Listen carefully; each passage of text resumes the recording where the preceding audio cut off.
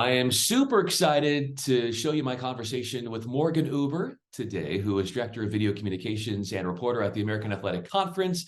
She is also a freelance reporter for ESPN and SEC Network. I'm Bryan Fenley with Fox Sports Radio, Tennis Channel, and other outlets. And as Morgan can attest, this is a conversation platform where we're not just looking through the lens of my guests' work life. This is where we peer beyond that. We go into their personal lives, their family lives. It's through learning about the person in different spheres that we really get to see what they stand for, what they're all about, and what they're like on a deep level, which I think we were able to do with Morgan today. Before we get started, if you feel so compelled, don't forget to subscribe. Here's my chat with Morgan. She is the face of the American Athletic Conference, Director of Video Communications, reporter there. You can see her as well as a reporter for ESPN Linear Programming and SEC Network. Morgan Uber is with me on the Onto Something podcast. I'm Bryan Fenley with Fox Sports Radio and other outlets. And this is a place, Morgan, as you know, we're not just going to talk about what you do work-wise, but we're going to learn about the human aspect of who you are, your personal life, what you're like outside the realm of work and beyond the camera. Excited to have you on and to share your story.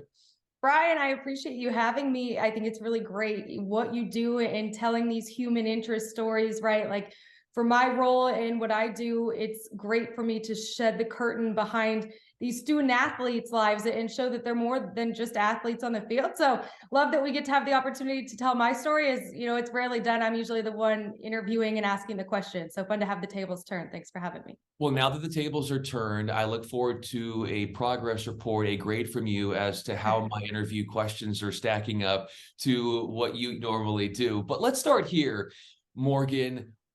What's it like being a part of the Uber family Christmas?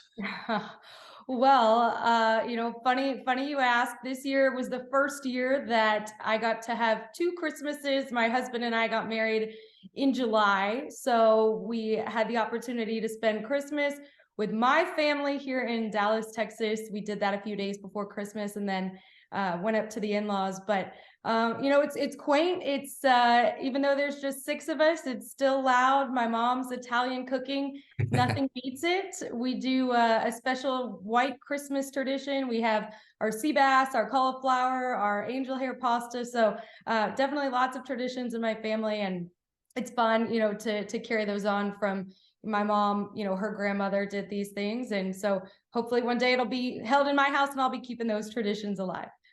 If I'm not mistaken, Morgan, your husband's an engineer, Yes. if I'm not mistaken. So what does having an engineer in the house do for you that you can't get anywhere else? Oh my gosh. Wow. Where do I begin? It's funny. We're both type A personalities, but in our own way. I would say he's a lot more methodical, where I'm, the creative.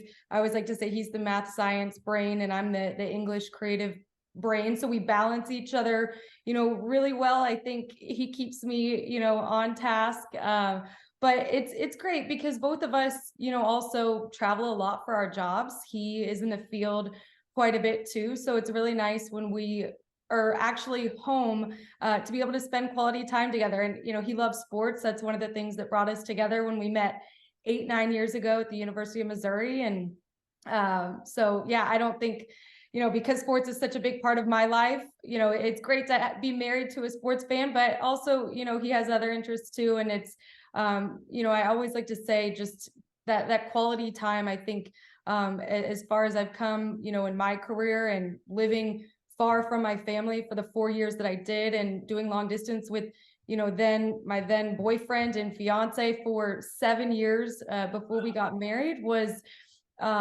it really made me just appreciate the quality time and being able to be around family and be with him. So that's kind of a little bit about us.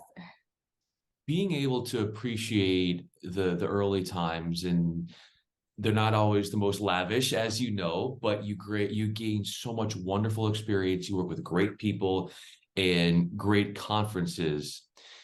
To see how far along you've come, Morgan, and still so much in front of you, how does that sit with you, knowing already what you've been able to conquer in this business? If you had told me at 29 years old, I would be, working full time for a conference and having linear opportunities with ESPN, I don't know if I would have, believed myself. I think this past year, I've achieved so many of the goals that I had set out for myself when I had graduated from college. And, it's great though, because I think one of these things in this business, Bryan, as you know, we're always hungry for more. And sometimes I think that's a pro and a con. We're never complacent. At least that's, how I view it. I'm always looking, to better myself. But I think I'm really proud of the things that I've been able to do. And I couldn't have gotten here to where I am without those former stops, at the Patriot League, those 4 years that I spent in a town in Bethlehem, Pennsylvania, where I knew no one. I had never heard of the town. I had never heard of most of the schools, believe it or not, in the Patriot League. But those stories that I got to tell and those opportunities I had of going out as a one-man band on the road and sitting down and telling, over 200, stories of these student athletes for features that aired on CBS Sports Network. And, that really, I think, was humbling and also made me extremely independent to just navigate the Northeast and, drive through some treacherous winter storms. Being from Dallas, that was definitely a little bit out of my comfort zone. And then, my time at the Big 12 was tremendous as well. And I think, really that was the first opportunity where I had to interview sort of these big time college athletes and big time coaches that I grew up, watching and being really excited about. In the Big 12, being sort of in the Mecca of Dallas, those were the teams that I grew up loving. Texas, Oklahoma State, Texas A&M, formerly. But I think those stops, I wouldn't be here where I am and have these opportunities if I didn't, start there and have those building blocks. And that's always what I like to tell young aspiring journalists. I mentor a few women, and the thing I always say is you can't compare yourself to other people's journeys. I used to get so caught up in that when I was younger, but I think it's creating your own story, and being able to, build and grow from those experiences. And there's so many different paths to get to where you want to be. And I'm very blessed and fortunate the path that I've, been able to carve for myself. How have you been able to sort of put that aside in that idea of comparison, which is such a challenge of this business? Everybody has their own journey. It's a marathon, not a sprint. But for you to then be able to sit and talk to yourself and reflect and say, hey, I'm going to get to those goals. It might not be on the time of somebody else, but for you, not to just say that, but to really believe that. What was that process like for you, and how therapeutic and cathartic that must have been for you to get into that mind state? That's a great question. And I think, people probably have their own journeys of figuring that out. For me, I remember the first time I heard the quote, comparison is a thief of joy. I think it was something, Maria Taylor used to say it all the time. And, she's someone that I really look up to. And, it was a process of continuing to tell myself that, but I think it took me a while to actually believe it. Like you said, I think I realized the second that I stopped focusing on other people and watching other people's reels and being envious of different positions that other people got. And I took all of that energy and channeled all of that energy in that time and started focusing on myself.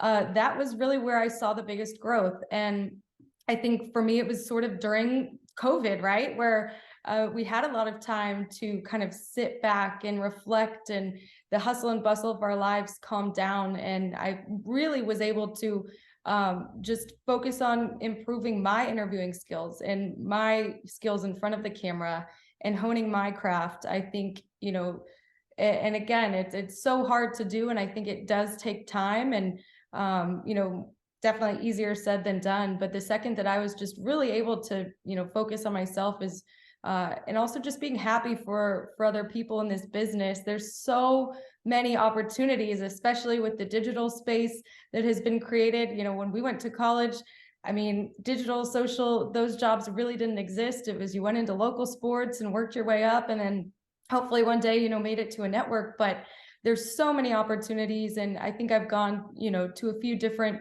I have plenty of female mentors of my own. And Laura Oakman is one that really stands out. And one of the things that she had always said was, there are so many opportunities to go around, congratulate the success of other women and be happy for them. And the second that I was genuinely able to do that, was the second that I really started seeing growth and, myself succeed.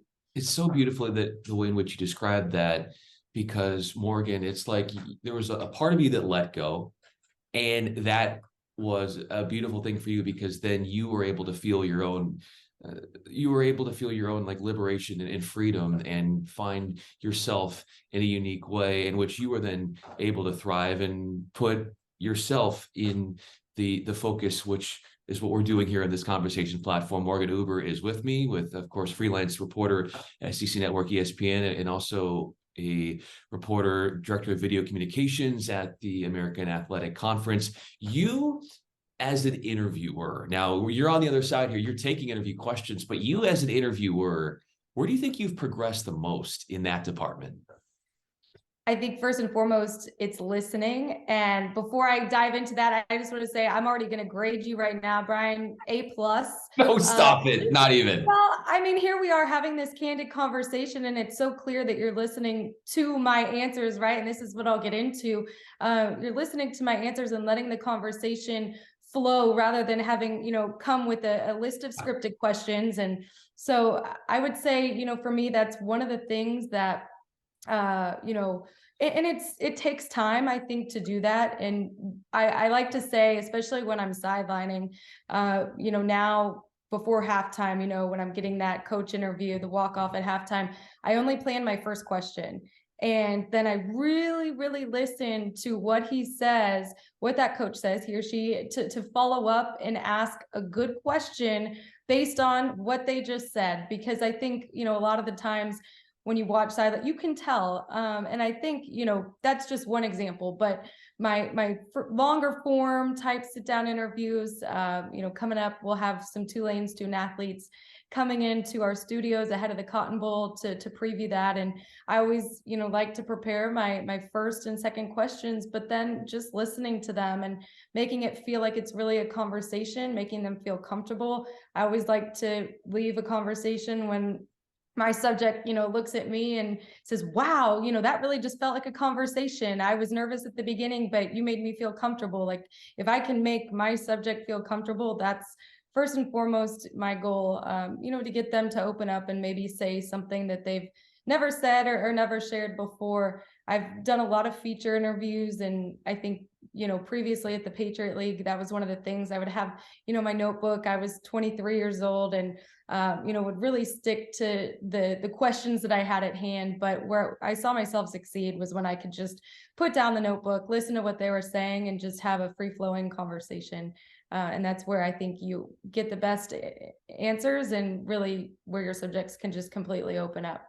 I think, and I hope that that we're having that free-flowing conversation, and that you do feel comfortable, because at the end of the day, that's what's most important here. And that's what I notice, Morgan, is when the subject is comfortable, like you said, they're able to reveal things about themselves that they would not normally reveal in other conversations. And so, for example, you look ahead to getting to interview these Tulane players ahead of the Cotton Bowl, or some of the recent interviews you've done in the American Athletic Conference.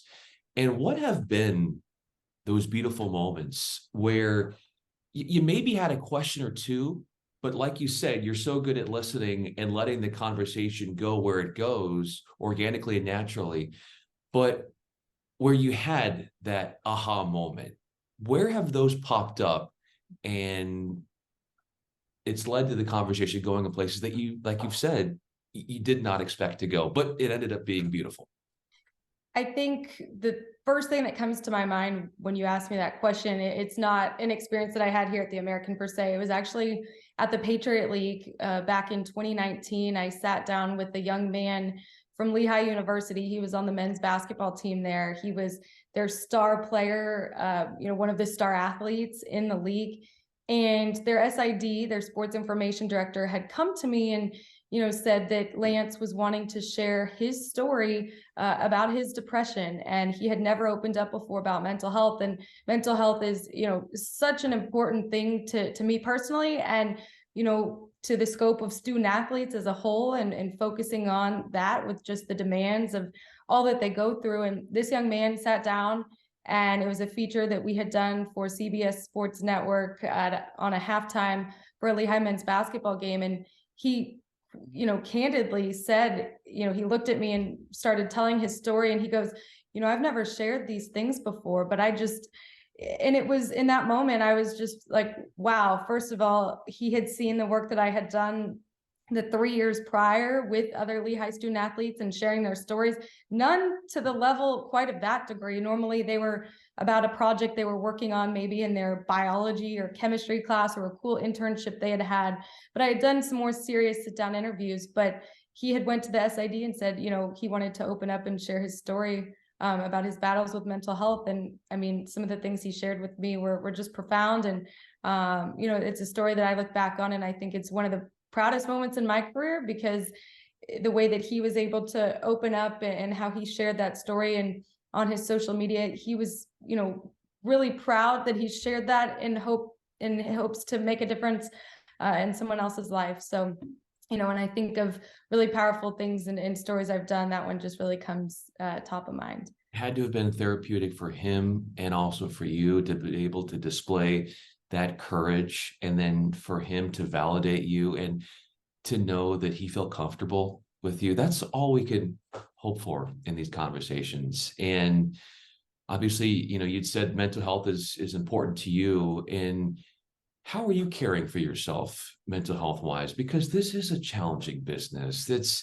There's always something to do, but the time for ourselves isn't always there. And sometimes it's not always easy to care for ourselves when we're caught up in everything around us. Yeah, that's such a great point. And, with sort of my role, it is so go, go, go. I mean, the weeks that, I work full time for the American Athletic Conference, and of course it's more than a 40-hour work week job, but then you add on top of it this past fall when I would work a game for ESPN, I'd go into the office for the American from 8:30 to 4:30 or 5 o'clock, get home, and then I'd sit at the kitchen table from 6 to midnight prepping for a game. So, really those weeks were extremely challenging, but extremely rewarding.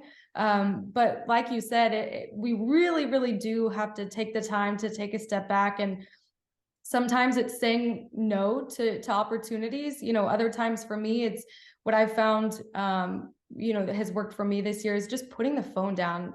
You don't have to be the first one to break a tweet, to put a tweet out about everything, right? I mean, I think sometimes in our young journalistic careers, we want to be involved in every single big conversation. But I've learned sometimes, it's okay to just take a step back and be out of touch for a couple hours, especially spending that quality time, with my husband, with my family, with my parents, my brother and sister-in-law. And those are memories and moments that, I'll have to cherish forever. And I've learned, while my career is extremely important to me, it's not my number one priority in my life anymore. And, again, I think when you're just starting out 22 to 26, 27, 28 years old, for me, it was my number one. And I think getting married, having a husband now has changed my perspective. I think COVID changed my perspective. I lived at home for 2.5 years with my parents before I got married because of COVID,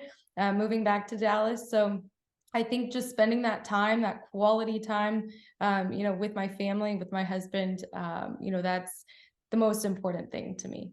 And Morgan, I would think taking that perspective and having more of a balance makes you a better worker. When you are present and you're there, whether you're working for linear ESPN work or you're at the American Athletic Conference, the fact is that you've given yourself that quality time. When then you thrust yourself back into the work, you're that much better. You're that much ready to attack and give it your best.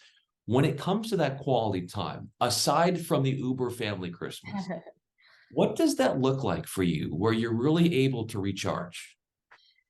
For us, it's spending time outdoors. My husband and I are avid hikers. He proposed to me at Glacier National Park. And so we love adventures. We love travel. Believe it or not, as much as we both travel for work, you'd think, we are homebodies and we love just a Saturday night on the couch. We love cooking together. I think he's a fantastic cook, much better than me. But we spend a lot of time in the kitchen together. Same with my mom. That's one of the things, being Italian, that we're just sort of born and bred to do. So I love, going over to their house and cooking with her. We go shopping together, but just like anything, we have to take that time to recharge. And here after this football season, my husband and I will take a little 3-day vacation and just get away and disconnect. So I think the summers are also a great time for me to do that. With the way that the American and college conferences are structured, so much of our work is from, football media day that all begins in July. And then it's a complete grind until Memorial Day with the baseball championship ending. So I think, treating it almost as like a school year per se, and then taking those summer months to really just, work a little bit less and focus on, my relationships and in myself, is, when I like to really do that. Morgan Huber is with me. I'm Bryan Fenley. Having your husband by your side, how has he been a backbone for you, Morgan? Yeah, I think this past fall, I couldn't have done it truly without him. I mentioned those days of coming home from the office and, sitting down at the kitchen table and just working away through the night. He was the one cooking and cleaning and doing laundry and all those sorts of things. He has just been one of my biggest supporters. And I say one of my biggest because I think my parents are my other two. My husband came to the Division II National Championship game that I worked just a couple weeks ago here in McKinney, Texas. So it was awesome.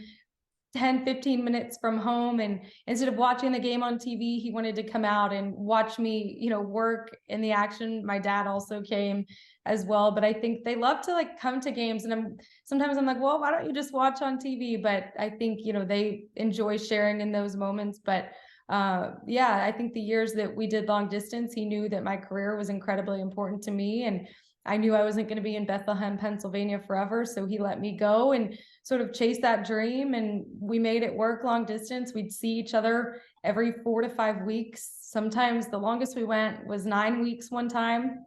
But there's so many people that in this business do long distance relationships, and it's great when I come in touch with them and they still might be dating. I'm able to share my story of, hey, it can work. We did it for a long time and now we're happily married. And so I think those times of just being apart made us grow even, stronger together. But it's been, really fun to have him here in Dallas with my family too, just, 10 miles down the road. When your family and your husband are at these games that you're working, you pointed out the Division II National Championship. What are the first things they say to you afterwards when your time is up, your work is done for that day and that event? What are they saying to you when they first run into you right afterwards? Normally they say, great job. And I'm like, well, how do you know? Because you guys didn't watch on TV.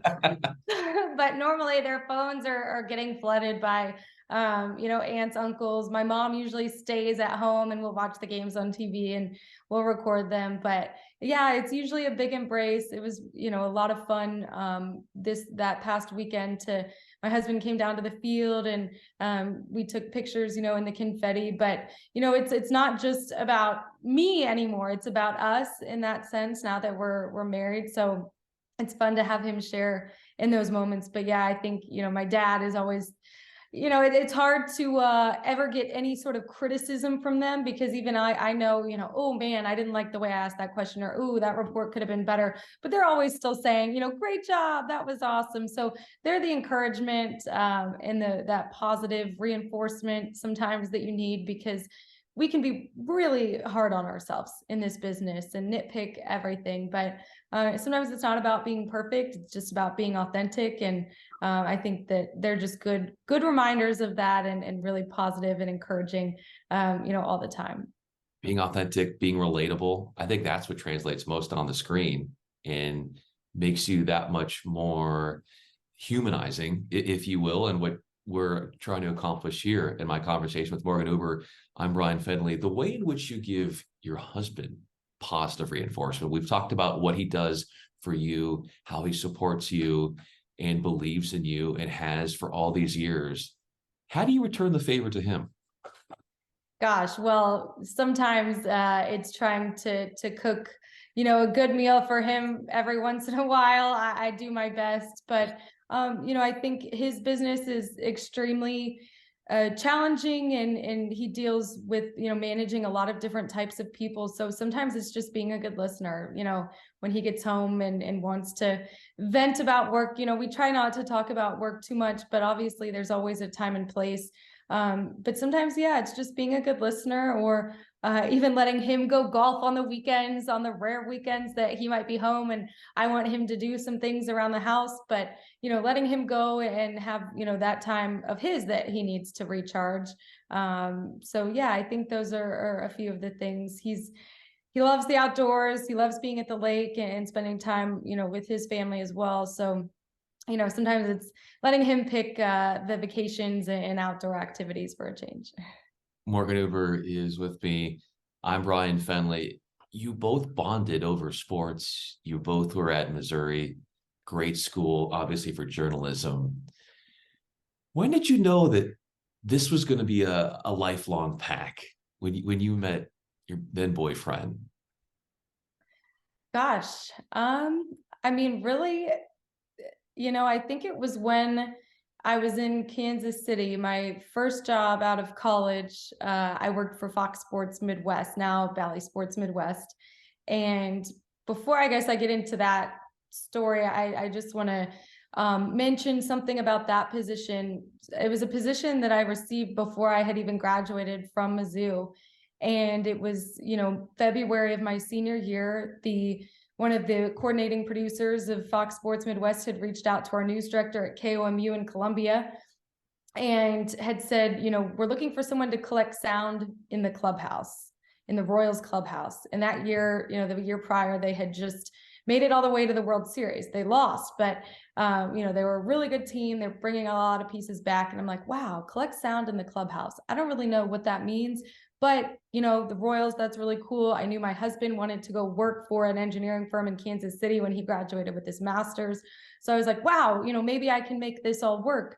Sure enough, I got the position. And by the end of the season, I was doing, live reports outside of the Royals clubhouse. They then went on to win the World Series that year. So I always like to say I was the good luck charm Yes.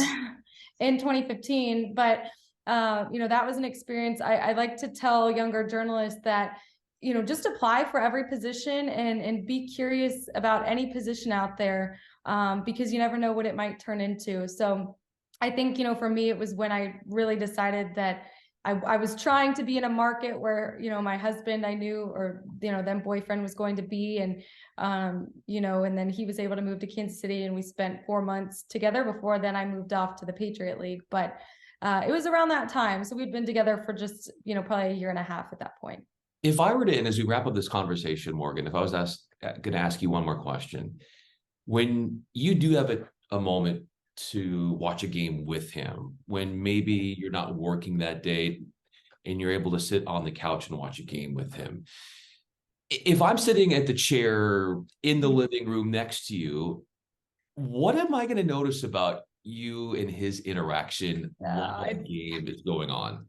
It's so funny you bring that up, because I am so much like my dad, and he gives me a hard time for this. I have a rooting interest in every game. It doesn't matter if I've never heard of the two teams, whatever, or, no ties to the teams. I can still find some sort of attachment and get really into it. And my dad is the same way, screaming at the TV. So I am the one that definitely gets way more into it. My husband can just sit back, enjoy it for what it is. Unless it's a Mizzou game, that's, where he'll get really worked up and emotional. But aside from that, I'm usually, the more vocal one, the one getting into it, and he can just sort of sit there, relax, and just watch me. Sometimes it's as entertaining as the game itself. So yeah, we're very different in that regard. There's always a rooting interest in games you watch. And as we conclude this conversation, I hope that as people watch this, there are going to be more people who are going to be rooting for Morgan Uber. Morgan Uber, American Athletic Conference Director of Video Communications and reporter there, also freelance reporter at ESPN SEC Network. I'm Bryan Fenley. Morgan, thanks for doing this. This was a lot of fun. Bryan, thanks for having me. And again, A+ on your ability to listen and interview. I really enjoyed this conversation. It's unlike one that I've ever had with any other reporter. So thank you. I appreciate it.